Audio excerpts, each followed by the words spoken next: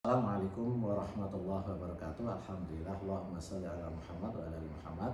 Bapak Ibu yang dirahmati Allah, pagi hari ini kita akan membahas satu tema terkait dengan maqasid syariah. Maqasid syariah ini hal yang paling mendasar yang harus dikuasai. Kenapa kita mau bertransformasi ke syariah, termasuk rumah sakit kita yang mau bertransformasi ke syariah. Menurut Al-Khadimi, maqasid syariah itu terdiri dari dua kata. Yang pertama adalah maqasid, yang merupakan jamak dari maksud. Ya, maksud itu ya kalau dalam bahasa Indonesia mungkin maksud atau tujuan, ya, gambarannya seperti itu. Sedangkan syariah adalah jalan yang jelas yang ditunjukkan oleh Allah Subhanahu wa taala kepada seluruh umat manusia ini.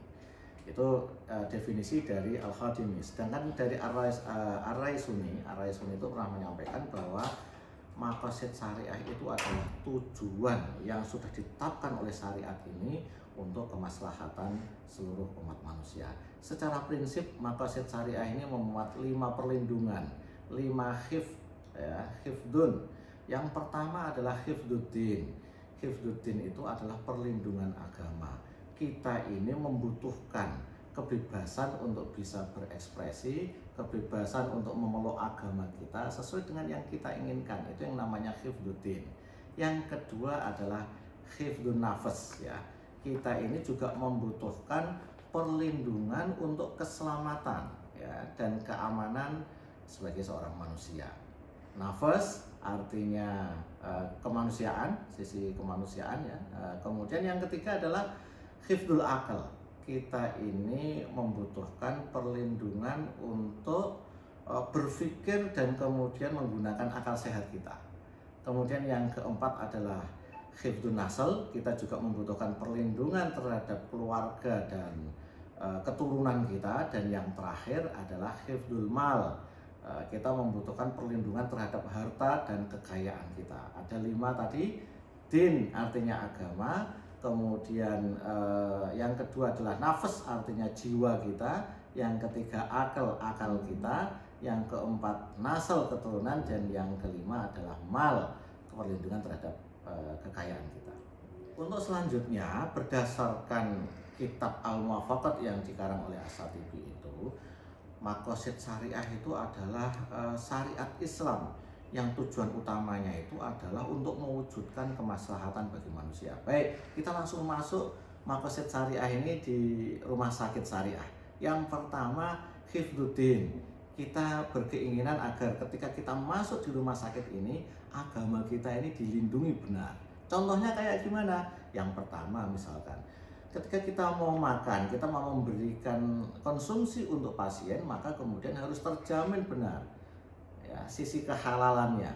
Yang kedua, menjamin untuk menutup aurat, ya, menutup aurat tidak hanya bagi laki-laki tapi juga bagi perempuan, menutup aurat. Kemudian ketika ada pemasangan kateter misalkan, itu juga sudah berdasarkan gender, laki-laki oleh laki-laki, perempuan oleh perempuan, ya. Tidak kemudian dibolak-balik, tidak boleh. Kemudian yang berikutnya, ini yang juga penting, ya, adanya bimbingan rohani. Bimbingan rohani ini juga diperlukan ketika pasien masuk di ruangan, ada bimbingan dari pihak rohaniawan. Kemudian yang penting juga ketika pasien ini kemudian mengalami sakaratul maut, itu juga dibimbing oleh pembimbing rohani, ya, sehingga dia mendapatkan haknya ketika sakaratul maut nanti itu dia sudah mendapatkan bimbingan yang benar. Yang kedua ada hifdun nafas, ya. Hifdun nafas ini adalah perlindungan terhadap jiwa kita. Bagaimana seseorang atau pasien itu ketika masuk di rumah sakit nanti dia mendapatkan pelayanan pemulasaraan jenazah yang benar sesuai dengan syariah.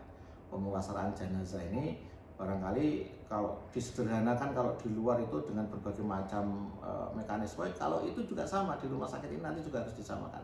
Yang kedua adalah di rumah sakit ini kita juga mendapatkan, misalkan kalau kita mau sholat atau ketika kita mau tayamum dan yang lain-lain, kita mendapatkan sarana yang benar. Airnya suci mensucikan, debunya juga yang kita pakai juga suci mensucikan. Yang ketiga, hifdzul akal, bagaimana seluruh perawat yang ada di rumah sakit ini mendapatkan pendidikan atau training yang sesuai, sehingga para perawat itu juga bisa melakukan pendampingan terhadap pasien sesuai dengan syariat. Atau yang kedua, ada perpustakaan-perpustakaan yang akan kita berikan sehingga para pasien atau keluarga pasien bahkan itu bisa belajar di situ. Yang keempat, hifdzun nasl. Ya, hifdzun nasl ini bagaimana ketika ada pasien datang itu bisa mendapatkan pelayanan untuk ibu dan bayinya, misalkan tersedia ruangan untuk menyusui, ya, ada kemudian layanan untuk reproduksi tidak hanya bagi laki-laki tapi juga untuk perempuan sesuai dengan syariat. Dan yang terakhir, hifdzul mal. Ketika kita berbicara terkait dengan hifdzul mal, kalau pas ada komplain, ada ketidaksesuaian antara pembayaran, ya misalkan ternyata ada beberapa hal yang dibayar dan kemudian tidak ada kwitansinya, maka kemudian rumah sakit harus berani transparan menerima komplain dari pasien. Dan itu tentu yang terpenting lagi di hifdzul mal ini adalah tersedianya baitul mal.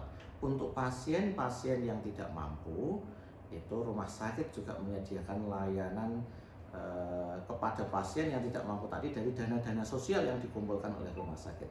Demikian yang bisa saya sampaikan. Semoga yang sederhana ini bisa memberikan manfaat dan pengetahuan bagi seluruh karyawan dan juga para hadirin sekalian. Terima kasih. Assalamualaikum warahmatullahi wabarakatuh.